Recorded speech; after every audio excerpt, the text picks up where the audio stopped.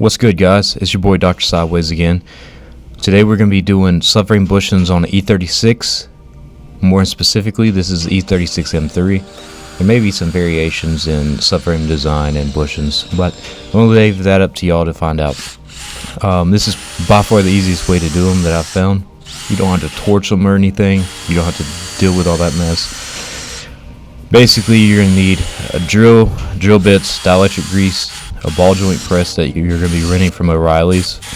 You'll get your refund as soon as you return it. Reciprocating saw, hole saw, and just a piece of scrap steel that you're going to be using with that ball joint press. So what you're going to do, you're going to take your drill with the drill bit and you're going to drill around the inside of the bushing. These are the rear bushings on this vehicle.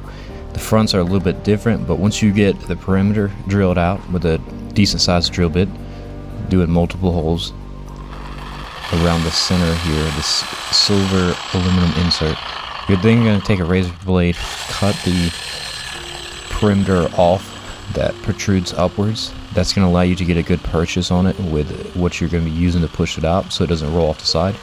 Next, you're going to take a sawzall and you're going to cut into the outer shell. You want to cut through the outer shell, but you don't want to cut so much as to cut into the subframe.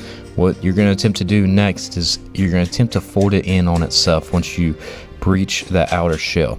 As you can see on screen here, I'm kind of collapsing it in and on of itself. That's going to allow you to literally beat it out once you get that out. So that's, it took probably 5 minutes to get through this one, if that. Now what you do want to make sure is to go in here and deburr this, so that way you can get it completely pressed in, the new bushing completely pressed in, and so you don't have any issues with rust potentially getting in there as it flaring out the perimeter of the subframe. So once you get that cleaned out, you're going to go and grab your ball joint press that you rented from O'Reilly's. You're going to grab your new bushing, and what I would recommend doing is taking some dielectric grease and lubricating the outside of your bushing. The dielectric grease will not swell the rubber, so that's kind of a trick that I've used throughout the times. Once you get it pressed in up far enough, I ran into an issue in which I had to put the receiver on the top side, and that's going to be allowing the bushing to come up but not deadhead against the what you're using to push. You're going to then take a piece of scrap metal and finish it out. It's just not, that ball joint press wasn't really designed for doing this. Even though it's not much of a load, there's just not enough clearance in there to get everything done. These are the front ones. Now what you need to make a note of is the front bushings on the M3 and possibly the other E36s. You're going to see in here around the center aluminum insert where the bolt passes through. Well, approximately a millimeter or two around that, there's aluminum, additional aluminum sleeve in there. Now, I didn't know this when we first started, so we had to kind of revise our game plan and plan of attack on this guy. So I did go in and get a smaller drill bit. Essentially, you're going to do the exact same thing as you did to the last one, but with this one, once you get the center drilled out, you'll take a hole saw and finish it off. You're going to knock that center out, and once you get the top side drilled out, you're then going to drill through on the bottom side. And once you get that done, you're then going to take a hammer and you're going to beat the center out. Now what you need to do here, with this having the additional aluminum sleeve in there, you're going to have to take your sawzall and cut through this. So essentially what you did on the back bushings, you're going to be doing on the front bushings, but you're going to be doing it twice, if that makes sense. So there's two sleeves. You're going to attempt to knock this outer sleeve in once you get pressure relieved on the inner sleeve, and it should come right out as it just did. Here's what I'm talking about, having to cut through both of the sleeves. You got the inner sleeve and then the outer sleeve. As you can see with this one that we hadn't messed with yet, this is the new bush, and you can very well see what I'm talking about.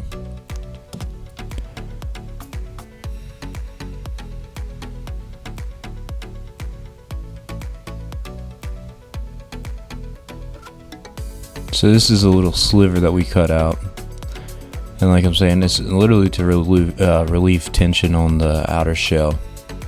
Grab your dielectric grease and go ahead and lube up your subframe. Like I was saying earlier, the dielectric grease works really well because it doesn't swell rubber, and it allows you some lubrication without having to worry about prematurely messing up the rubber on the bushing. It's also quite slippery, so it definitely helps out.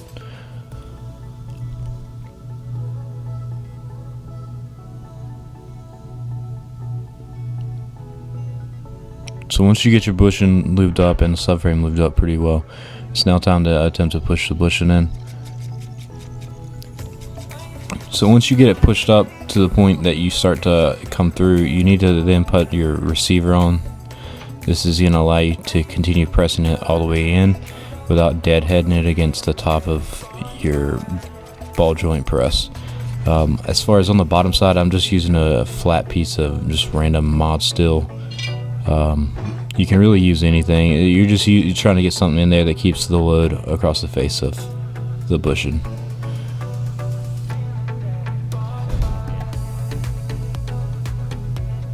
As you can see, these bushings are pretty bad off also.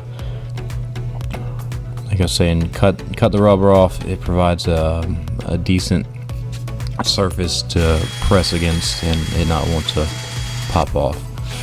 Go ahead and hole saw through these. You should be able to get all the way through with these using just a Harbor Freight hole saw set. As we were able to just take a hammer and beat the center of it out. And you're going to take a sawzall and obviously cut through the outer sleeve of this one also. And you're going to be doing the same thing, attempting to collapse it in on itself. The smaller the bushing, the harder it is to do, just because of surface area in there. But with a little bit of patience, you should be able to collapse it in. And this is what I'm talking about. Essentially what you're trying to do is where you just relieve tension on the outer sleeve, you're going to try and roll it in on itself. Just giving you a visual representation of it.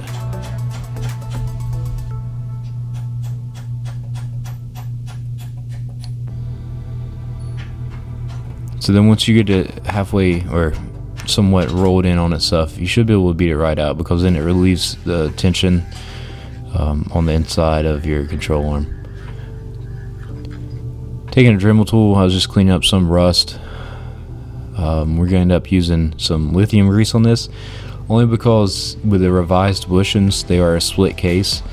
So as with the other ones that had a rubber coating on it, so I'd recommend using dielectric grease. With these, with it being an aluminum shell, a bare shell, I'm just going to use lithium grease because the casting on the outer sleeve is quite porous, and unfortunately the dielectric grease just doesn't seem to like it.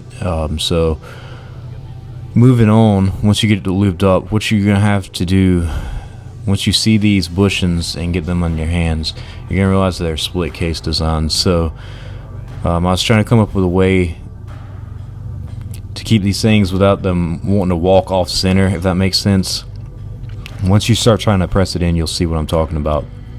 As it goes into the control arm, it collapses the front side, and then the rear really flares open. So you get this like arrowhead kind of deal going on. So I came up with using just a hose clamp I had. I think it was like some radiator clamp or something. I'm not even radiator hose clamp or whatever. But you're attempting to keep this thing equally collapsed in on itself, so you don't really bite into the control arm, and more or less your pressing force is uniformed, and it just slides in quite easy, and you don't run any potential issues of it creating a burr or something on the outer shell.